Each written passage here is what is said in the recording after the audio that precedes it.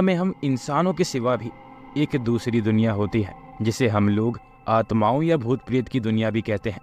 मैं भी भूत प्रेत वाले मामले के बारे में सुनकर एकदम भिदक ही जाता था। वैसे शायद ही कोई आदमी होगा जिसके घर में कभी ना कभी किसी भूत प्रेत की कहानी का जिक्र नहीं चला होगा। ठीक उसी तरह मेरे गांव में भी उस बंद पड़े मकान का जिक्र अक्सर चलता रहता था, जो कि गांव से थोड़ा बाहर मौजूद था। और शायद उसे मकान के बजाय अगर हवेली कहा जाए तो बेहतर रहेगा, क्योंकि वह बहुत अधिक जगह में बना हुआ बड़ा घर था, जिसमें अनेक कमरे, बहुत बड़ा बगीचा और चारों तरफ बहुत लंबी चौड़ी चार दीवारी, मगर सब खस्ता हाल थी। अब वहाँ पर मकड़ियों के जाले और वीरानगी के सिवा कुछ नहीं था। बहुत से लोगों का कहना था कि रात में अक्सर घर के भीतर से रोने और चीखने चिल्लाने की आवाज सुनाई देती है, और जैसे जैसे रात बढ़ती जाती है डरावनी आवाजें भी तेज होती जाती हैं। बहुत से लोगों ने तो ये दावा तक किया है कि उन्होंने वहां से रात में गुजरते वक्त घर की आंगन में कोई साया टहलता तक देखा है, और चांदनी रातों में तो एक औरत को घर की छत पर घूमते हुए भी देखा गया है। कुल मिलाकर उस घर को हॉन्टेड हाउस कहना गलत नहीं होगा। गांव के लोग बताते थे कि कभी वह घर गांव के सबसे सुंदर और बड़े घरों में से एक था। वहां पर एक बहुत बड़ा परिवार रहता था, जिसकी गांव में बहुत इज्जत थी। घर का मुखिया बलदेव सिंह बहुत समय तक गांव का भी मुखिया रहा था। छोटे बड़े झगड़ों से लेकर बड़ी बड़ी समस्याओं तक सभी कुछ वह सुलझाने में कुशल था, मगर जब घर की ही बात आई तो वह भी लाचार हो गया। दरअसल उसके दो बेटे थे जिनकी शादी हो चुकी थी। बड़े लड़के रघु के भी बच्चे थे, मगर छोटे बेटे कर्मवीर की पत्नी को शादी के बहुत समय बाद भी बच्चे नहीं हुए थे। डॉक्टर और नीम हकीम सब हाथ खड़े कर चुके थे। उसके बाद शुरू हुआ तंत्र मंत्र का प्रयोग। कहते हैं कि उसके बाद उस घर में अक्सर एक लंबा तगड़ा तांत्रिक आने जाने लगा, जिसका दावा था कि किसी बुरी आत्मा ने छोटी बहू सुंदना की कोख बांध रखी है, इसीलिए उसे बच्चे नहीं हो रहे हैं, मगर वह सब कुछ ठीक कर देगा। शुरू में घर के सदस्य उस पर भरोसा नहीं करते थे, मगर धीरे धीरे सब कुछ सामान्य होने लगा और बहुत बार वह घर पर आने जाने लगा। उसका कहना था कि उसका इलाज 6 महीने चलेगा। लगभग 2 महीने बाद ही वह अनर्थ हुआ, जिसके बारे में कभी किसी ने सोचा भी नहीं था। दरअसल एक मनहूस सुबह को उस तांत्रिक और सुन्नदा की लाश घर के एक कमरे में पड़ी मिली। मगर गौर करने वाली बात तो ये थी कि इस दौरान सुन्नदा का पति कर्मवीर फरार मिला। उसके बाद पूरे गांव में चर्चा था कि उस तांत्रिक और छोटी बहू के बीच में गलत संबंध बन गए थे, जिन्हें एक दिन उसके पति कर्मवीर ने रंगे हाथों पकड़ लिया। उसके बाद गुस्से में आकर दोनों को मार डाला और वहां से फरार हो गया। फिर कभी उसका पता नहीं चल सका। उस घटना के कुछ समय बाद ही बलदेव सिंह की मौत हो गई। उसके बाद तो जैसे उस घर में सुख चैन ही खो गया था। अभी इन हादसों से घर वाले उबर भी नहीं सके थे कि रघु की बेटी पुष्पा की रहस्यमयी परिस्थितियों में मौत हो गई। बचे हुए सदस्य अब बुरी तरह डर गए, क्योंकि ये मौत सामान्य नहीं थी। जरूर इस घर पर ही किसी बुरी आत्मा का साया मंडरा रहा था, जो एक एक करके अब घर के सदस्यों को मारने लगा था। और सभी का मानना था कि वह आत्मा उस तांत्रिक की है, जिसे इस घर में मारा गया था, क्योंकि उसकी हत्या के बाद से ही मौतें शुरू हो गई थी। डर के मारे बाकी सदस्य घर छोड़कर भागने लगे, मगर दुर्भाग्य ये था कि घर छोड़ने से पहले रात में रघु की पत्नी भी मारी गई। इसी गम में रघु पागल हो गया। उसकी माँ और उसका बेटा दोनों उसे लेकर वहां से कहीं चले गए, और तब से लेकर आज तक वह जगह वीरान और सुनसान पड़ी है। इन बातों को गुजरे हुए बहुत से साल बीत चुके हैं, मगर गांव वालों का खौफ आज भी उतना ही बरकरार था। वक्त बीतने के साथ साथ आलीशान मकान खंडर में तब्दील हो चुका था। बलदेव सिंह के रिश्तेदारों ने मकान को बेचने की कोशिश भी की थी, मगर डर के मारे किसी ने भी मकान खरीदने में दिलचस्पी नहीं दिखाई। वैसे भी किसी मनहूस मकान को कोई खरीदना भी क्यों चाहेगा। मगर कुछ लोग आज भी उस बड़ी घटना को महज अफवाह मानते थे, क्योंकि उनकी नजर में भूत प्रेत आदि सब बकवास ही बातें थी। और मैं भी ऐसे ही लोगों में से एक था जो इस खौफनाक दास्तान को महज एक अफवाह भर मानता था। मैं और मेरे दोस्तों का ग्रुप दिन भर मटर गश्ती करते थे। मेरे खास दोस्तों में विकास तथा मानव प्रमुख थे, और बार बार उस भूतिया मकान के जिक्र से हमें अब चिढ़ होने लगी थी, क्योंकि बार बार उसके बारे में सुनकर हमारे कान पक गए थे। इसीलिए हम लोगों ने एक दिन एक योजना बनाई कि हम लोग रात को उस घर में घुसेंगे और लोगों को और भी ज्यादा भयभीत करने की कोई खुराफात रचेंगे। इस प्लान में मैं भावना को भी शामिल करना चाहता था, क्योंकि उसे लेकर भी मेरे मन में एक आइडिया था। मगर जब मैंने उससे इस विषय में बात की तो वह पहले तो बहुत डर गई और फिर कहा, क्या तुम पागल हो जो ऐसी मनहूस जगह पर मुझे ले जाना चाहते हो? नहीं बाबा, मैं तुम्हारी तरह इस बेवकूफ़ी में तुम्हारे साथ आने से रही, और अगर मेरी बात मानो तो तुम भी वहां कभी मत जाना। उसकी इस बात से मैं चिढ़ सा गया और उससे कहा, बस इतना ही दम है तुम्हारे भीतर, कर ली हम लड़कों की बराबरी। अरे जिस बात को बीते बरसों गुजर गए, तुम आज भी उससे डरती हो। भावना ने कहा, देखो वो सच किया है ये तो मैं नहीं जानती, मगर इतना जरूर जानती हूँ कि जो बात पूरा गांव मानता है उसे हमें भी मानना चाहिए। अब मैंने उससे सीधा पूछा, मतलब तू हमारे साथ नहीं आ रही? भावना ने थोड़ा गुस्सा दिखाते हुए कहा, तू ये पागलपन क्यों करना चाहता है? आखिर क्या मिलेगा तुम्हें वहां जाकर? मैं भी जैसे वहां जाने की कसम खाया बैठा था, इसलिए कहा वो सब मैं तुम्हें बाद में बताऊंगा, बस तू एक बार हमारा साथ दे दे। वहां जाकर जल्दी ही वापस लौट आएंगे और किसी को भी कुछ नहीं होगा, ये वादा है मेरा। भावना वहां बिल्कुल भी नहीं जाना चाहती थी, मगर मना करके वह मुझे भी नाराज नहीं करना चाहती थी, क्योंकि वह मुझे बहुत ज्यादा चाहती जो थी। और आखिरकार उसने ना चाहते हुए भी उस भूतिया इमारत में जाने के लिए हामी भर दी। मगर काश वह उस डरावनी जगह जाने से इनकार कर देती तो ही हम सबके लिए ठीक रहता। मगर इस बात का अंदाजा मैं उस समय लगा ही नहीं पाया, वरना हमारे साथ वह सब कभी घटता ही नहीं जिसने हम सभी को दहला कर रख दिया। मैं, मानव और भावना अगली रात उस डरावनी और मनहूस हवेली की तरफ बढ़े जा रहे थे। चांदनी रात थी, आधे से ज्यादा चांद आसमान में अपनी छठा बिखेरे जा रहा था। समय रात के 12 बजे के आसपास रहा होगा। इस समय को हमने इसीलिए चुना था कि कोई हमें आते जाते नहीं देख सके। विकास हमारे साथ नहीं आ सका था क्योंकि वह कुछ दिनों के लिए गांव से बाहर गया हुआ था। मानव हमारे एक बार कहते ही यहाँ आने के लिए तैयार हो गया था। भावना मेरे बार बार कहने से यहाँ आने के लिए तैयार तो हो गई थी, मगर वह डरी बहुत ज्यादा हुई थी। लेकिन मैंने उसे विश्वास दिलाया था कि आज रात को हम कुछ ही घंटों के लिए वहां जाएंगे, उसके बाद वापस लौट आएंगे। तब कहीं जाकर वो तैयार हुई थी। थोड़ी देर बाद ही हम उस खौफनाक जगह पर पहुंच चुके थे। इस समय हम मकान के मुख्य गेट के सामने खड़े थे। चांद की भरपूर चांदनी में वह मकान और भी रहस्यमयी और डरावना लग रहा था।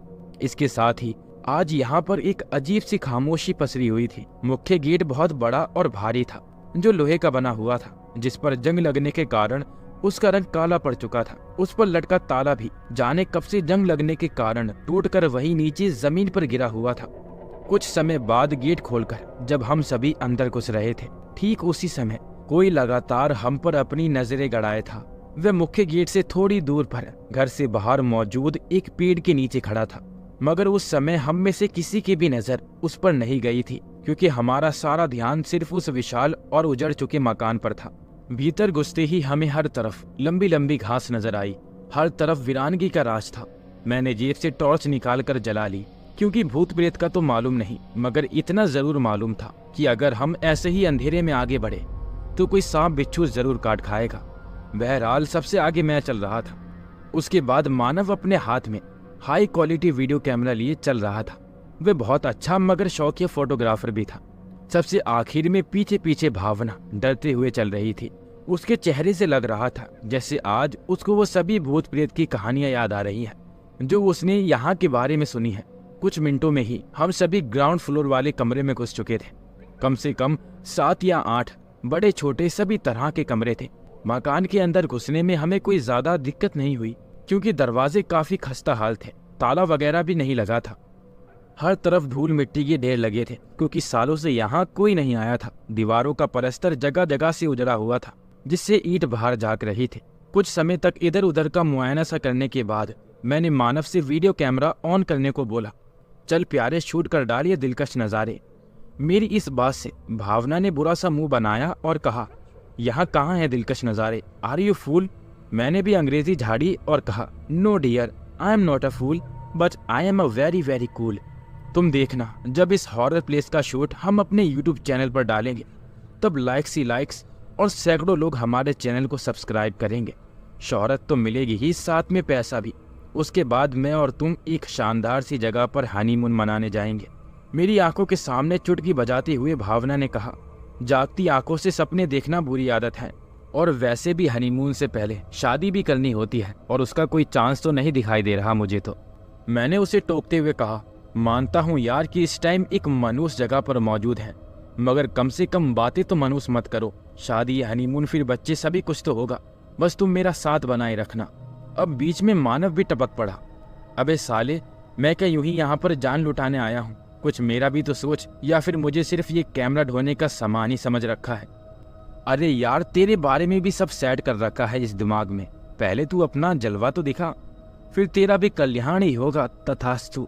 ये कहते हुए उसने अपने हाथ को सचमुच आशीर्वाद वाले तरीके से कर लिया।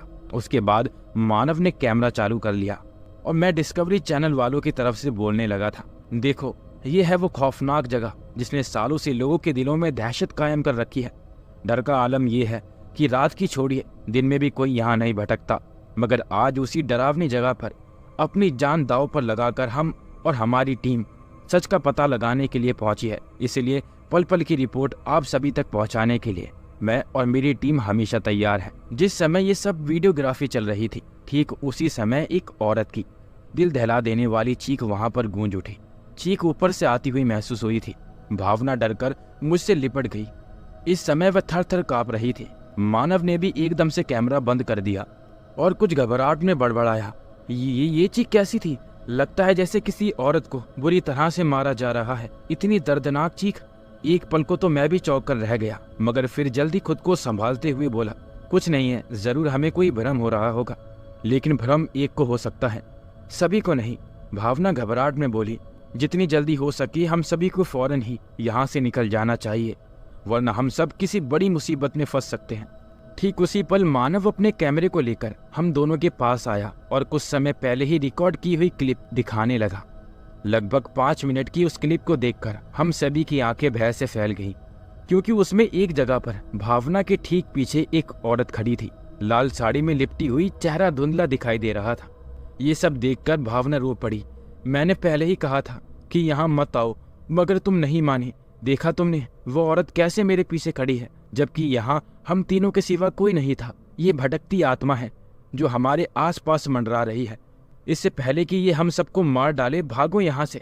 इससे पहले कि मैं इस पर कोई जवाब दे पाता, मेरी नज़र खंडरनुमा हवेली की सीढ़ियों पर गई, जिन पर एक स्थान पर वही लाल साड़ी वाली औरत खड़ी थी, जिसे मैंने अभी अभी वीडियो में देखा था। वह मुझे ही देख रही थी और इस बार उसका चेहरा बिल्कुल साफ साफ दिखाई दे रहा था। इस बार मुझे भी डर का एहसास हुआ। माथे पर पसीने की बूंदें झिलमिला उठी और एक ही सवाल उठ रहा था, क्या हम सब फंस चुके हैं? भावना के चेहरे पर खौफ साफ साफ देखा जा सकता था। ये जगह सचमुच हॉन्टेड है। अभी इसी वक्त यहाँ से वापस चलो, वरना हम सब मारे जाएंगे। वह लाल साड़ी वाली औरत हम सब के लिए एक खतरे की घंटी है। हाँ यार, भावना सही बोल रही है।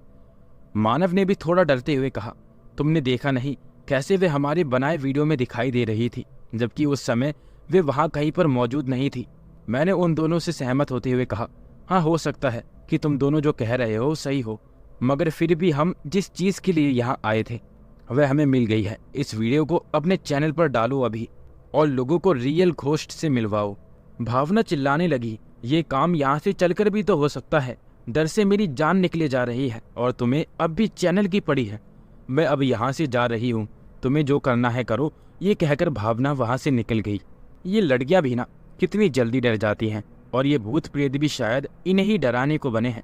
ये सब कहते हुए मैंने मानव से उसका कैमरा मांगा और फिर से उस वीडियो को देखने के लिए उसे ऑन किया, मगर इस बार मैं बुरी तरह से चौंक पड़ा, क्योंकि वीडियो की जगह एक काला अंधेरा स्क्रीन पर दिख रहा था। मैं हक्का बक्का उसे बार बार चलाकर देख रहा था, मगर सिवाय अंधेरे के कुछ भी नजर नहीं आ रहा था। साला ये सब क्या माजरा है? मैं झुलझुला गया। मानव ने मेरे पास आते हुए कहा, मुझे लगता है हमें यहाँ नहीं होना चाहिए, कुछ तो अजीब है यहाँ। मैं उसे कुछ जवाब दे पाता उससे पहले ही एक बार फिर से एक औरत की चीख मेरे कानों तक पहुंची, मगर इस बार मैंने वह चीख साफ साफ पहचान ली, क्योंकि वह चीख थी भावना की, जो अभी कुछ ही मिनटों पहले यहाँ से बाहर गई थी। मैं और मानव उसी समय चीख की दिशा में भागे। थोड़ी दूर पर लंबी घास में भावना गिरी पड़ी चीख रही थी। जब मैं और मानव उस तरफ भागे तो हमें उसके पास कोई साया भागकर जाता दिखाई दिया, और ये वही साया था जो इस घर में आने के समय से ही हमारा पीछा कर रहा था। मैंने भागकर भावना को संभाला और मानव तेजी से उस भागते साए की तरफ लपका। वह साया घर की दीवार फांदकर बाहर कूदने लगा। उसी समय मानव ने पीछे से लपककर उसका एक पैर कसकर पकड़ लिया। तब तक भावना और मैं भी वहीं पहुंच चुके थे। साय ने पैर छुड़ाने का खूब प्रयास किया, मगर मानव भी उसे दीवार से नीचे पटक कर ही माना। चांदनी रात में वह साया हम तीनों के सामने मौजूद था, मगर हम तीनों उसको नहीं पहचानते थे। सर पर लंबे उलझे बाल, लंबी दाढ़ी और फटे कपड़ों वाले उस आदमी की उम्र लगभग 50 वर्ष रही होगी। कौन हो तुम और हमारा पीछा क्यों कर रहे थे? मैंने उसका गला पकड़ते हुए गुस्से से पूछा। मेरे गुस्से का उस पर कोई खास असर नहीं दिखा और वह चुप रहा। इस पर मानव भी उस पर गुस्सा हुआ और पूछा, तुम यूं चोरों की तरह यहाँ से भाग क्यों रहे थे? कहीं यहाँ पर भूत प्रेत के नाम पर तुम ही तो लोगों को नहीं डरा रहे हो? कहीं ये सब तुम्हारा ही रचा रचाया खेल तो नहीं? उस लाल साड़ी वाली औरत को अपनी आंखों से देखकर भी तुम अनजान क्यों बन रहे हो? इस बार उस आदमी के मुंह से भारी भरकम सी आवाज सुनाई दी। उसे देखकर भी क्या तुम्हें लग रहा है कि ये जगह भूतिया नहीं है? उसकी बात सुनकर मैं बोल उठा, वह औरत भी तुमसे मिली हुई होगी और तुम दोनों मिलकर ही शायद ये सब भूत प्रेत का नाटक कर रहे हो। क्योंकि तुम उसके बारे में कैसे जानते हो? जबकि उसे तो केवल हम लोगों ने ही देखा था। इसलिए सवाल ये है कि ये सब तुम कर क्यों रहे हो? सच सच बताओ, वरना हमें शक्ति दिखाने पर मजबूर होना पड़ेगा। उसने थोड़ा डरते हुए कहा। ये कोई रचा रचाया खेल नहीं, बल्कि कुछ और है। इस पर मानव ने उस पर गुस्सा दिखाया और बोला, याद रख, अगर तूने सच नहीं बताया तो तेरा थोबड़ा सुझा दूंगा। उस बुड्ढे ने फिर से एक बार हम सब की ओर देखा और फिर से बोलने लगा, अभी कुछ देर पहले तुमने जिस औरत को देखा वो वर्षों पहले मर चुकी है। उसका नाम सुन्नदा है। मैं ये बात सुन हैरान रह गया। मैंने उससे कहा कि ये कहीं वही सुन्नदा तो नहीं जो बलदेव सिंह के छोटे बेटे करमवीर की बीवी थी, जिसे एक तांत्रिक के साथ इसी घर में मार डाला गया था और इसका इल्जाम करमवीर पर ही लगा था, जो उसी दिन से फरार था। और उसके बाद इस घर में शुरू हुआ रहस्यमयी मौतों का सिलसिला। सबसे पहले बलदेव मरा, उसके बाद उसके बड़े बेटे रघु की लड़की मरी, उसके बाद रघु की बीवी। ये कहा जा रहा था कि ये सब उसी तांत्रिक की रूह कर रही है जिसे सुन्नदा के साथ मारा गया था। इसी सदमे में रघु पागल हो गया। उसका बेटा और उसकी माँ उसे यहाँ से कहीं दूर ले गए। तभी से ये घर वीरान हो गया। सभी यहाँ के बारे में कहने लगे कि ये जगह भूतिया है। मेरी बातों को ध्यान से सुन रहे उस बूढ़े ने सिर हिलाया और बोला, हाँ ये सब सच है, मगर उससे बड़े बहुत से सच और भी हैं जिसे जानकर तुम सभी हैरान रह जाओगे। अभी के लिए ये छोटा सा सच सुन लो कि मैं रघु हूँ, बलदेव सिंह का बड़ा लड़का, जिसका सभी कुछ इस घर ने लूट लिया। बर्बाद हो गया हूँ मैं। उसके इस खुलासे से हम हैरान रह गए। ठीक उसी समय छमछम की आवाज हुई और वही लाल साड़ी वाली औरत की रूह हमें छत पे दिखाई दी। मुंडेर पर खड़ी वह हमें खूनी नजरों से घूर रही थी, मानो हम सभी को मार कर ही दम लेगी। भावना ने तो मुझसे लिपट के रोना ही शुरू कर दिया था। दोस्तों, आगे के राज जानने के लिए अगले पार्ट का इंतजार करिएगा। अगर आपको इसका अगला पार्ट चाहिए तो मुझे कमेंट में सेकंड पार्ट लिख के कमेंट करें, ताकि मैं इसका अगला पार्ट आपके लिए ला सकूं। अभी मैं लेता हूं आपसे अलविदा। मिलेंगे एक और नई डरावनी कहानी में।